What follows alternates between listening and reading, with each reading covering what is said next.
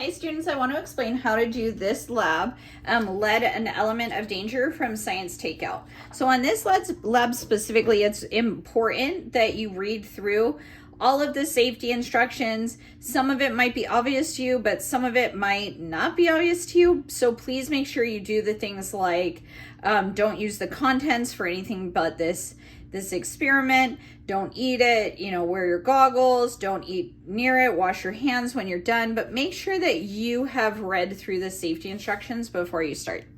Then the next piece is that you are going to be testing in this lab for lead poisoning that may have affected a family here in this scenario. And the first part of what you're trying to do is figure out what's wrong with Santiago. Santiago is a 5-year-old boy. And if you read through all of the descriptions, it will say that he's not eating well, he's irritable, he has behavior and learning problems at school, he's inattentive and overactive at school. Mom worries that is he sick or is there family stresses? She said she has a divorce 3 years ago and they moved into an old apartment building that was built in 1945. She also had to get a new job remodeling old homes. So that's the kind of patient diagnostic for Santiago, okay?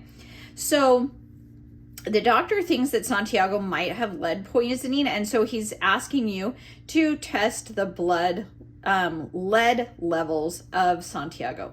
So the first thing that you are going to do here to test Santiago's blood is you are going to use, well, I want to point out my lab station first of all. Like, I did do some pre-organization here where I have like my circles with like my testing sheet with dust, and I have like the dust sample and the dust pipette here, and water sample and matching water pipette, soil and pipette, and pottery and pipette there.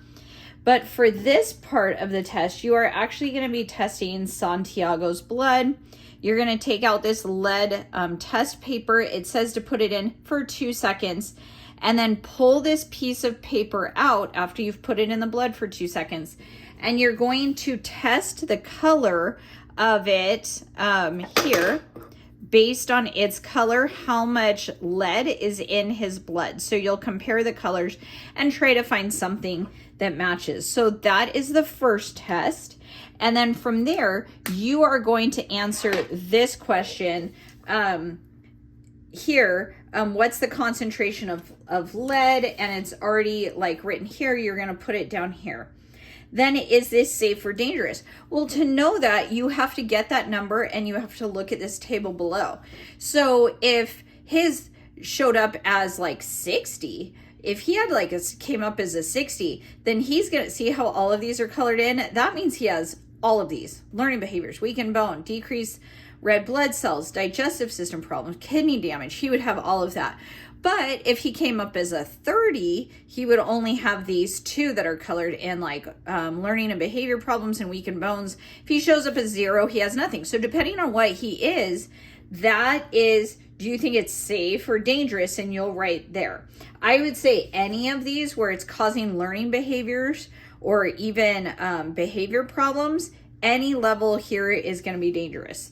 So then you are going to look back at the charts and say what kinds of problems is he having based on his number. So you're going to pick from here, whatever number it came up, you're going to write those down as the problems that he has. Then you are ready to move on to health effects of lead, where you learn more about the problems and health effects of lead.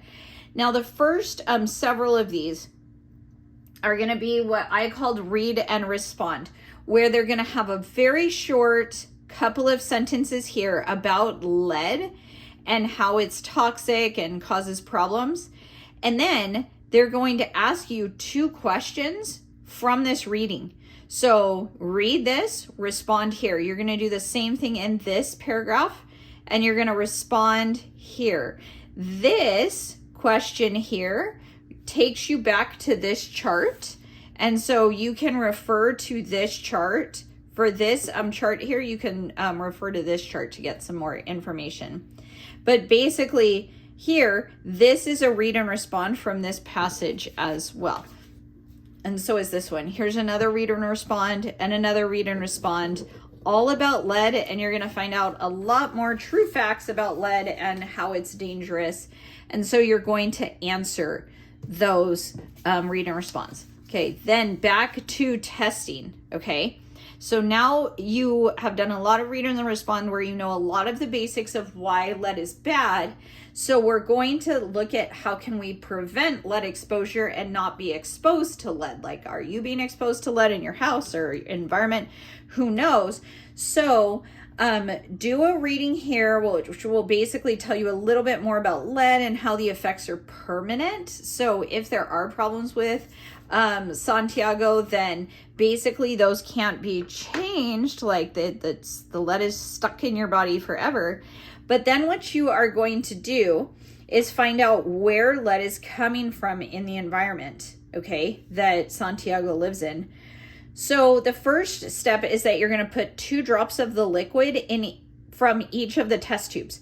It's very important that you don't cross-contaminate here. So use the dust pipette with the dust sample and put 2 drops here.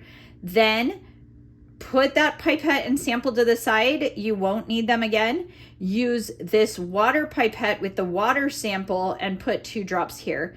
Get the new pipette for the soil and use the soil sample here and pottery here. So make sure you are not cross-contaminating. That is really important. So 2 drops of each onto here.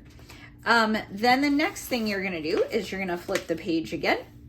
And you are going to take these really cool test swabs, and these should all be clean in your bag. And you're going to take one of them out and you're going to roll it in the dust and get it all wet. And once it is wet, if it turns red or pink, then it means that sample has lead in it. So if it turned red or pink, you're going to write dust. Did it turn red or pink? And if so, if yes, you're going to write yes. Okay. And if it's no, it did not, it stayed white, then you can say no. Okay. So make sure you use only one of these swabs for each of those samples. So again, don't get lazy and cross-contaminate. Do a new cotton swab for each one. Okay. Then when you have this chart filled out, you're going to answer some questions like, where was it contaminated? And so you're going to pick all the yeses and write them down here.